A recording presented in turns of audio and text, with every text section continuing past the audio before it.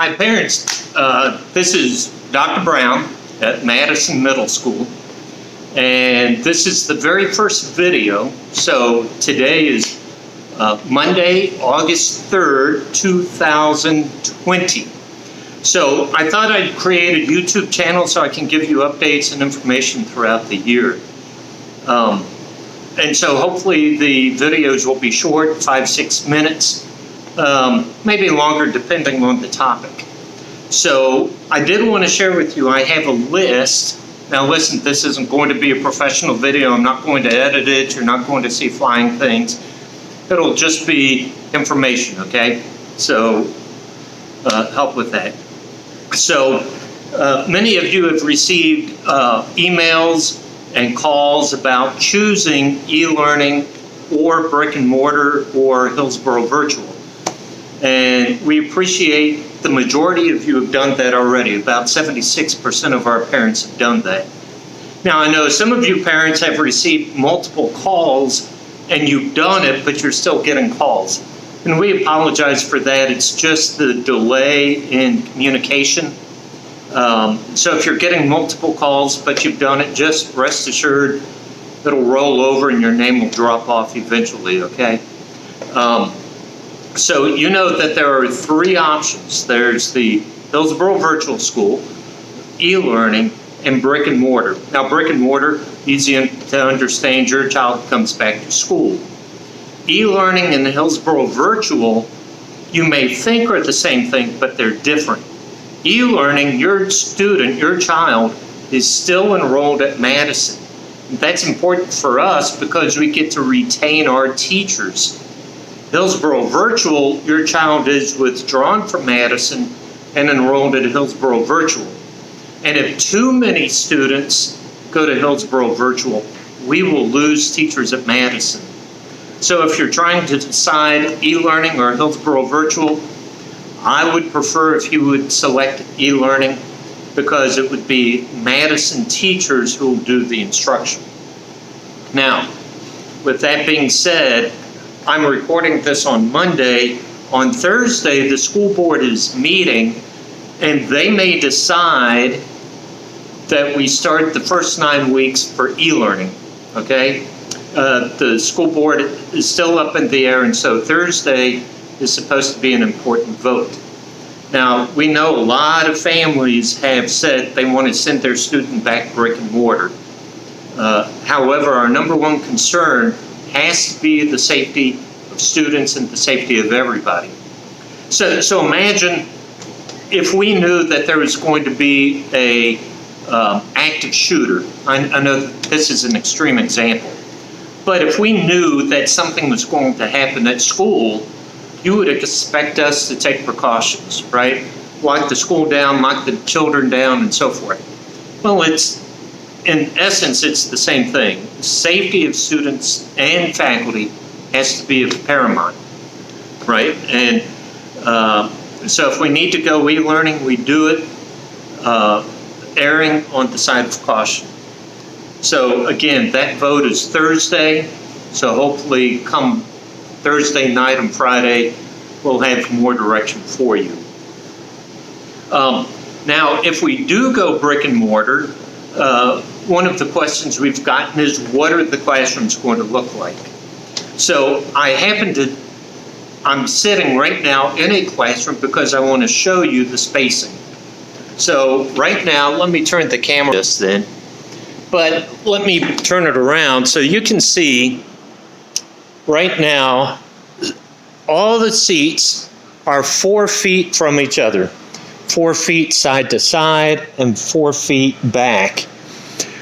In this configuration, we can fit 20 students in one room. Now, bear with me as I get the camera set back up, okay?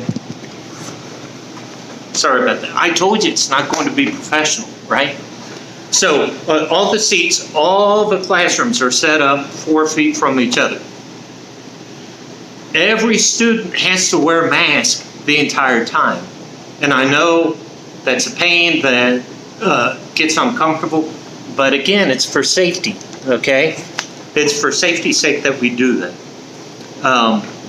Now, if the requirement were 6 feet from each other, we could only fit 12 chairs in a room, and we actually need more space than 12 chairs.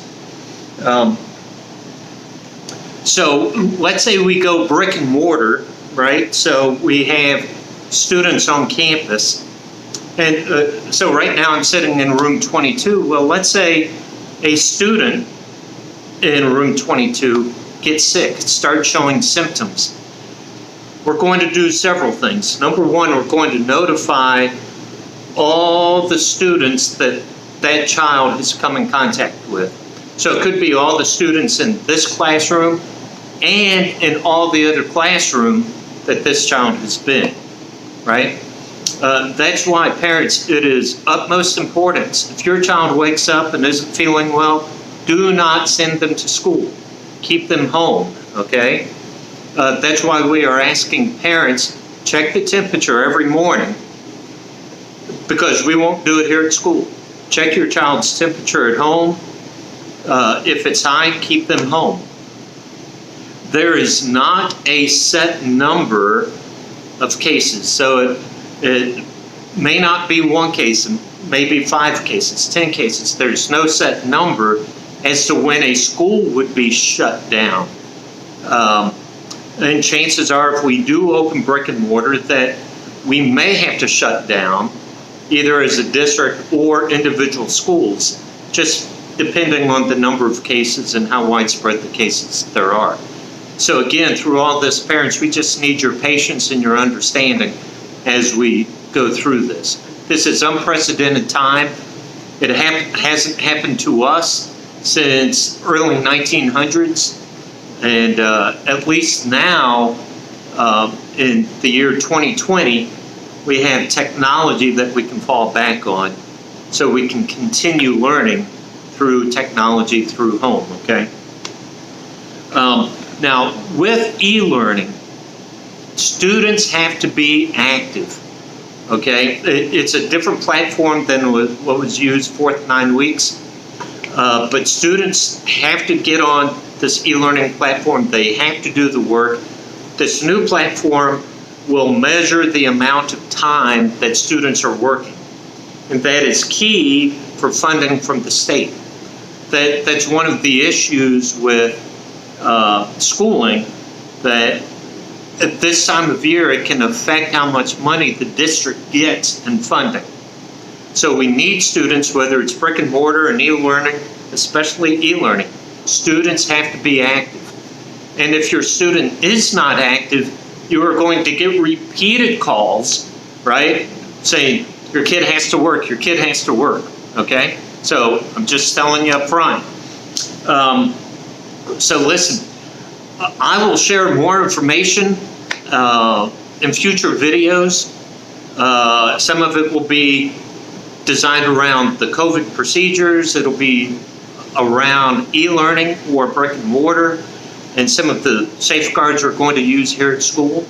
So do me a favor, and in the lower right-hand corner, maybe over here, will be a subscribe button. Okay, so be sure to hit the subscribe button and hit the bell, which will notify you whenever I post a new video. Now, let me tell you, it's important to subscribe to the video, because right now the video channel is a bunch of letters and numbers. Whereas once we get to 100 subscribers, we can have a channel name of Madison Middle School, which is what we want to do, right? So parents, thank you very much. Be sure to keep checking YouTube for updates. Thank you for your support. We'll talk to you later. Bye-bye.